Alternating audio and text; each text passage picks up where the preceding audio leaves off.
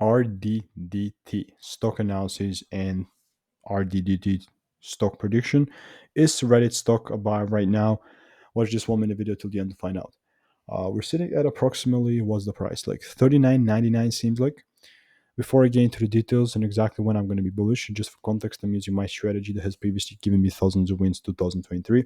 And I'm telling you this because that's the truth and I've documented everything. But yeah, looking at RDDT stock, we don't have that much data one, like only like 25 days worth of data, if I'm not mistaken. Yeah, that's like, yeah, exactly 25 days. The only way that I'm going to continue and be bullish, take buys, play the bullish like game is if the price starts breaking above 646.32. If it starts even going lower, I mean that's fine. Like it's obviously like just the price doing its thing, But oh my bad.